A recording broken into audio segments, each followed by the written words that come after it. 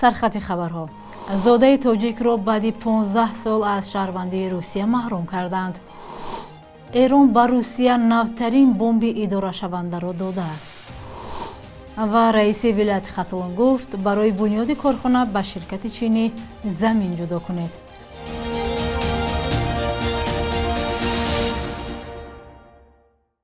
سلام، روزتان بخیر باشد بیننده های عزیز. به برنامه نویدی بامدادی خوش آمدید.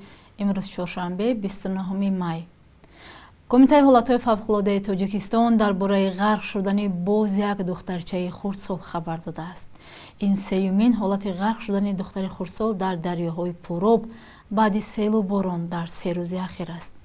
به اطلاع کمیته صبح 27 می تقریبا ساعت 7:30 یک دخترچه 11 ساله ساکن دهه 30 گلک جماعت حکیمی ناحیه نورآباد هنگام گذشتن از دریای تگی کمر به آب افتاده غرق شد. جسد او را ساعت 8:30 یگان 500 متر پایانتر از جای حادثه پیدا کرده به نزدیکانش سپردند. تفصیلات دیگری حادثه نشر نشده است، ولی بنا به گزارش‌ها روزهای اخیر در وادی رشت باران‌های شدید باعث فرآمدن سیل و بالا رفتن سطح آب دریاها شده بود. ضمناً به اطلاع آژانس آب و هواشناسی تاجیکستان در کشور باز رعد و برق و باران و سیل در نظر است. بنا به معلومات نهاد از 28 تا 30 می در بعضی محل‌های ناحیه‌های دامنه‌کوهی و کوهی جمهوری به استثنای شرق ولایت مختار کوهستان بدخشان آمدن سیل‌ها در نظر است. آب و هواشناسان پیشگویی می‌کنند که در دریاهای زرافشان، آب خنگاب، سرخاب، وخش، یاخسو، قزلسو و دریاهای ورزاب، لوچوب، خرنگان، رامید، ایلاک بلندشوی سطح آب از احتمال دور نیست. در جمهوری خاکاسیای روسیه یک تاجیک را بعد 15 سال شهروند این کشور بودنش از حق شهروندی محروم کردند. با قراری به واسطه ولادیمیر گنرالوف وزیر کارهای داخلی جمهوری خاکاسیای روسیه مرد 35 ساله زاده تاجیکستان را از شهروندی روسیه محروم کردند. وزارت کارهای داخلی خاکاسیا روز 27 می خبر داده است که این زاده تاجیکستان هنوز سال 2009 وقتی که همگی 20 سال داشت در خاکاسیا شهروندی روسیه را به دست آورده بود. اما در سال 2018 او با اتهام قصد فروش مقدار مخصوصا زیادی مواد مخدر به دست افتاد و بر اساس کودکس جنایتی روسیه به 14 سال زندان نظامش سنگین محکوم گردید. به اطلاع منبع بعد ادای حکم زندانش که سال 2032 به پایان میرسد، این زاده تاجیکستان را که شهروندی روسیه را از دست داده است به طور مجبوری از قلمروی روسیه اخراج میکنند.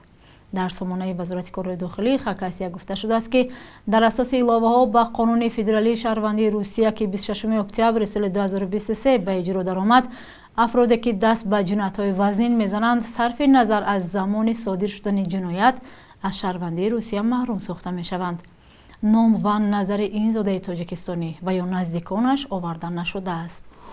گروه جوانانی که بیشتر مسئله‌های وابسته به حفظ محیط زیست را مشغولند در خوجند تصویرهای عمیق‌تر شدن این مشکل را به نمایش گذاشتند. تشبسکاران لایحه اکوتور با دستگیری برنامه‌های آمریکایی در مناطق تاجیکستان برای بلند برداشتن معرفت جوانان همایش‌ها دایر می‌کنند. این نوبت آنها طریق عکس‌ها وضع بد شدن محیط زیست را منظور کردند. فرزان محمدی نیز در این نمایش شرکت کرد و گزارش تهیه ساخت. دفتر آزادی‌های شهروندی یکجا با جوانان تشبسکار اکواتور چندین تصویر و عکس‌های انعکاس کننده مسئله‌های محیط زیست را به معرض تماشابینان گذاشتند. این عکس‌ها را اختیاریان حفظ محیط زیست و جوانان و نورسان از دید خود روی ورق آوردند. یکی از عکس‌ها به موضوع ساختمان بناهای بلندداشتانه بخشیده شده است. В современном мире становится очень много высокоэтажных домов. در جهان معاصر ساختمان بناهای بلندآشیانه بسیار مشاهده می شود. این البته برای جایگیر کردن اهالی و پیشرفت اقتصادیات خوب است، اما آن بناها را به جای درختان سرسبز می سازند. Зелень, деревья, которые были до ساختمان زیادی بلندداشتانه‌ها در شهرهای خوجند و دوشنبه یکی از شکایت‌های اساسی ساکنان آن در سالهای اخیر است. یک سبب ناراضگی ساکنان از کم شدن آب و برق چنین محله‌ها باشد، سبب دیگرش به تنگ گردیدن محیط و کم شدن باغ و میدان‌های درختدار است. مشکلی که مقامات مربوطه به آن شرح نمی‌دهند. может привести к тому, что ин вазъ ба он оварда расониданаш мумкин ки ба одамон ҳавои тоза намерасад ва онҳо маҷбур мешаванд ки зери ниқоб ё рӯйпӯш зиндагӣ кунанд. ба ин шева ҳавои тозаи хос ба худашонро нафас мегиранд.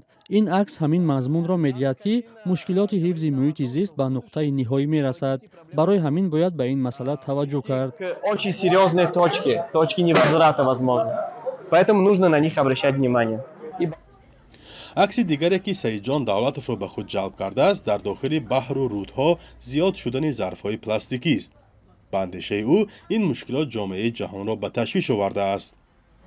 дар ҷаҳон 9 миллиард партови пластикӣ ки коркарда карда шудааст вуҷуд дорад. ин гуна проблемаҳо дар Тоҷикистони мо низ мушоҳида карда мешавад. мисоли оддӣ дар ҳангоме ки аз хиёбонҳо мегузаред ба ҷӯйбор нигаред, агар ҷӯйбор пур аз партов ё ин ки боплаштҳои пластикӣ. ин аст ки ҳомиёни муҳити зист аз хатари партовҳои пластикӣ ва зиёни он ба тандурустии сокинон ҳушдор дода мегӯянд бояд дар ин росто чораҳои ҷиддӣ андешида шавад. кумитаи ҳифзи муҳити зисти Тоҷикистон тарҳеро ба ҳукумат пешниҳод кардааст ки бар асоси он овардан ва истифодаи маводи яккаратии пластикӣ бояд кам шавад. ин тарҳ ҳоло баррасӣ мешавад, қабул нашудааст. дар Тоҷикистон тӯли 4 сол боз дастаи ташаббускорони ҳифзи муҳити зист амал мекунад ки аз манотиқи Тоҷикистон ҳудуди 300 нафар ихтиёриён ба он ҷалб шудаанд. ин лоиҳа аз сӯи Оҷонсияи Иёлоти Муттаҳидаи Амрико оид ба рушди байналмилалӣ ё USAID дастгирӣ меёбад. фаъолияти ин гурӯҳ бештар барои корҳои фаҳмондадиҳӣ оид ба ҳифзи муҳити зист равона гардида дар аксари шаҳру навоҳии кишвар омӯзишҳо доир мекунад. корҳои вобаста ба тасвиркашии мушкилоти ин соҳа як ҷузъи он аст.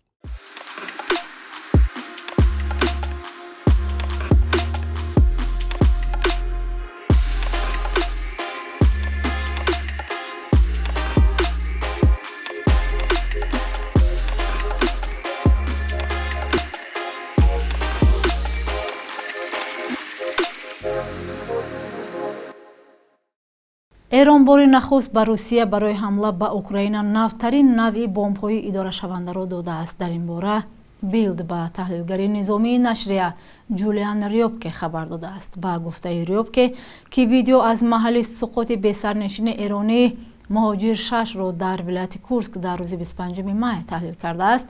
ҳавопаймо ҳомили навтарин бомби идорашавандаи қиём 5 будааст.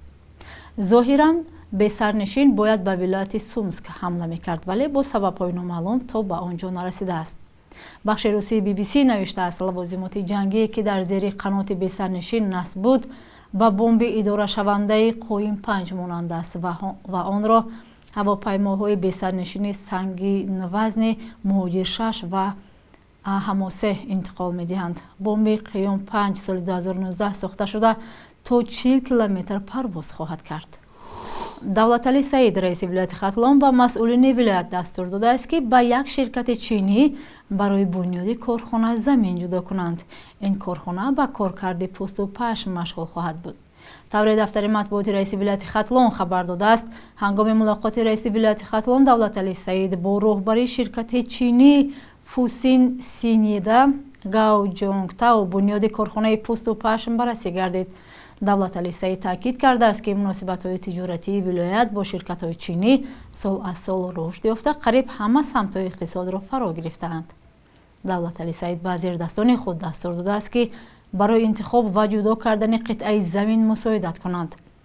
Гаоҷонгтау гуфтааст ки ширкати онҳо дар самти коркарди пӯсту пашм ва гармхонаҳо таҷрибаи бой доранд ва тасмим гирифтанд ки дар вилояти Хатлон як корхонаи коркарди пӯсту пашм ва гармхонаҳоро созанд. ӯ хоҳиш кардааст ки барои бунёди корхона замин ҷудо кунанд. Тоҷикистон баъди соли 2000 ба Пекин наздик шуд ва даҳҳо ширкатҳои чинӣ вориди Тоҷикистон шуданд. коршиносони ғарбӣ аз хатари нуфузи чин ба хусус қарзҳои ҳангуфти он борҳо ба Тоҷикистон ҳушдор доданд, аммо мақомоти тоҷик инро қабул надоранд. бахши як рӯзи таърих аз муҳимтарин таҳаввулоти таърихӣ барои имрӯз хабар медиҳад.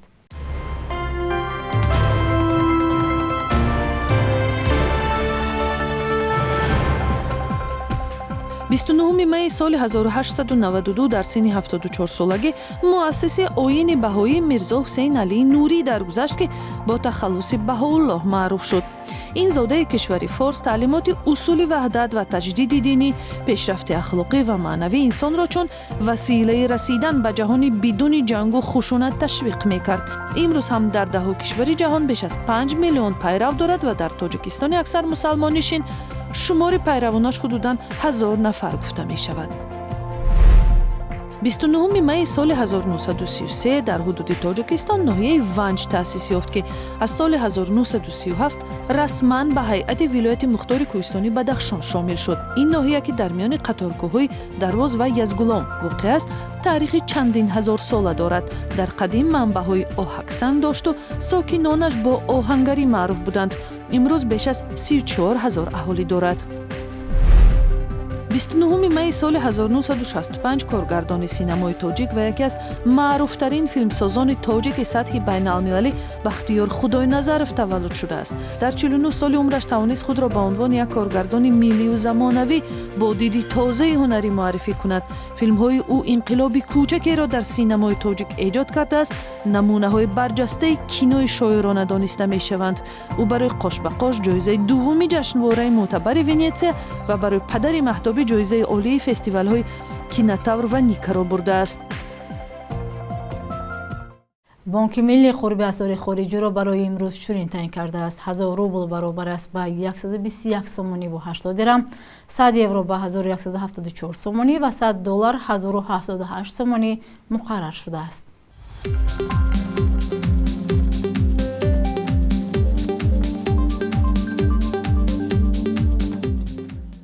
бинандаҳои азиз, инҷо расидем ба поёни барнома, аммо шумо метавонед хабару гузоришҳои бештарро давоми рӯз дар сомона ва саҳифаҳои иҷтимоии Радио Озодӣ пайдо намоед.